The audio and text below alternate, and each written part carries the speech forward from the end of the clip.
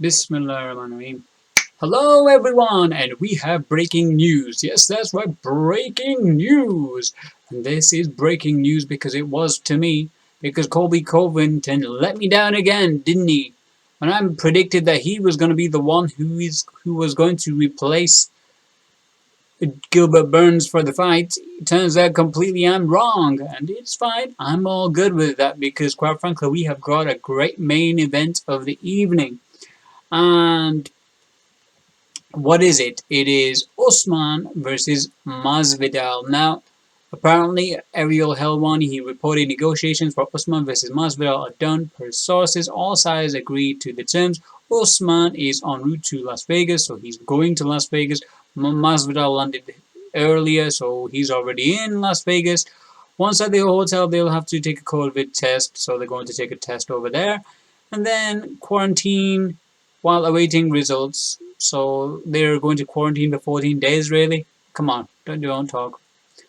Rubash.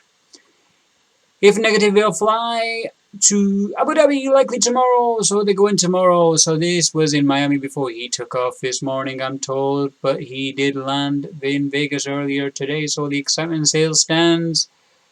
I'm taking a stroll. Don't get all excited. So he's just taking a stroll. He's just getting there. He looks in fight shape over there. He does not look like he's been depleting himself as such. Obviously, he's like a 5'9" fighter going to fight at 170, so he's gonna be stocky and he's going to have a lot of punching power without a doubt. Well, look who just landed. Abraham Kawa. Yeah, so that's good. According to Jorge Masvidal, and UFC came to him to rescue UFC 251. After not agreeing to the original terms, brother secured the bag. Now time for the belt. That is crazy, isn't it? The fact that he was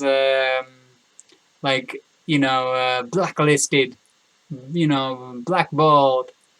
His name was like, oh, you're the next Nate Diaz. You're the Diaz brothers. You don't want to do it.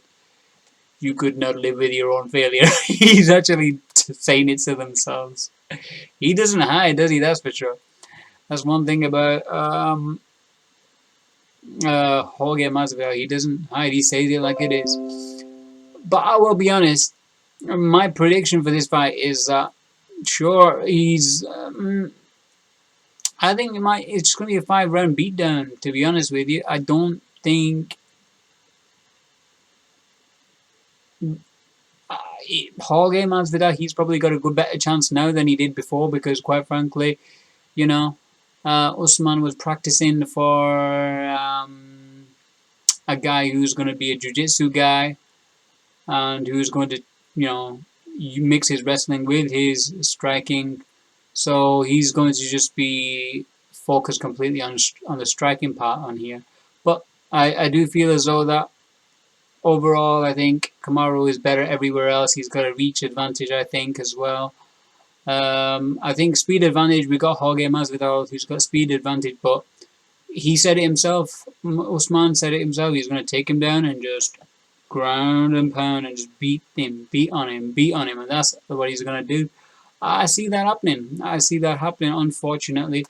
But, Jorge Masvidal, he's got a way of not getting dominated. I mean, he can get dominated, but he can get dominated without getting hurt. And I think that's one of the keys that he may have for this fight. He said what he was going to do with,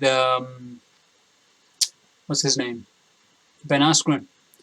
He said he was going to come out of the bat and, just strike with him. He said if the only thing they can do is take him down and,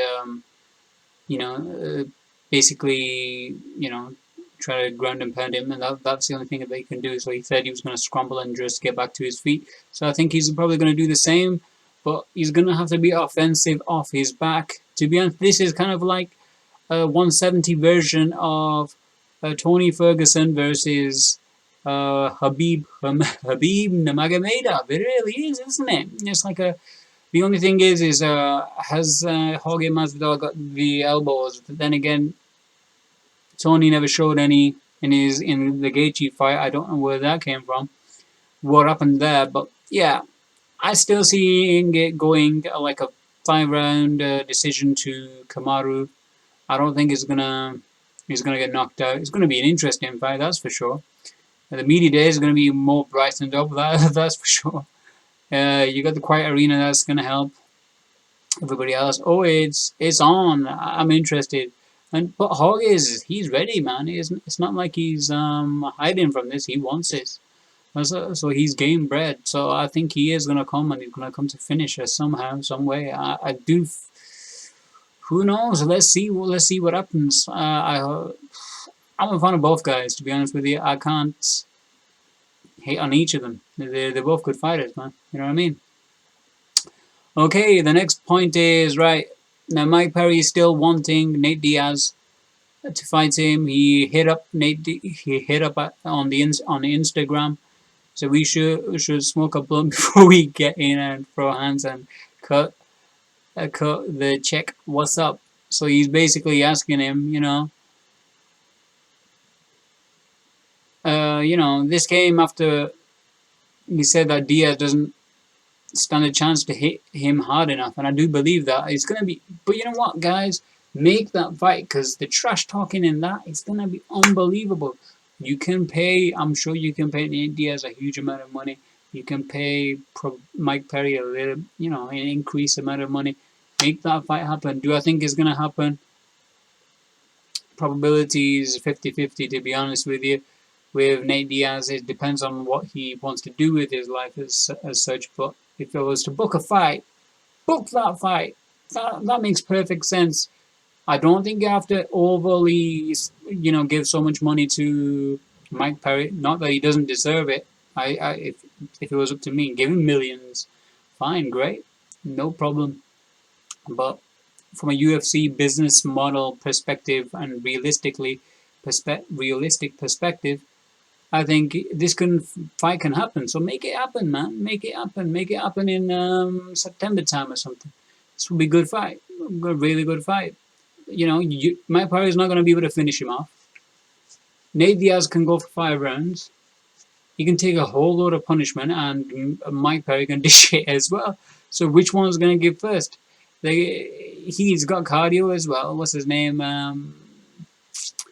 Mike Perry. He's definitely shown a lot of fight IQ now recently as well. So in his previous fight, he did it all himself. So good for him. So yeah, make it happen, guys.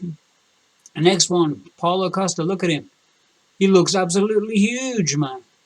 Is he on them? Is he on the funny beans, man? Look at him. He looks like the Incredible Hulk, man. Seriously, that doesn't look.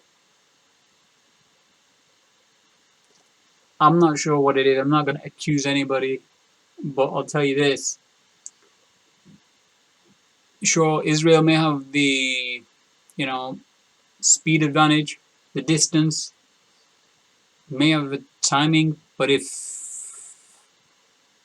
Paulo Costa lands one, and he's been training with guys, if you check his profile, he's been training guys who like run away, hit and move. So he has been training it, but man, he does look like he's on something. But I'm just saying that, you know what I mean? I'm just saying he's on the special juice, you know what I mean? Whatever that is, it might be coconut juice, Acai. Maybe he's on that special acai blend from, I don't know, man. But yeah, man. When is that fight happening? Apparently as well. They're not going to do the Ultimate Fighter together. I think it's a good thing because it would just be a waste of time for them to do an Ultimate Fighter with them two guys. We just need to see the fight, especially in quarantine time. We don't need to see an Ultimate Fighter, personally, in my opinion. Anyway, that's it from me, guys. Have a great day. Peace out, everybody. And please like, subscribe, share, the full lot. And yeah, I'm gonna watch the fights next week.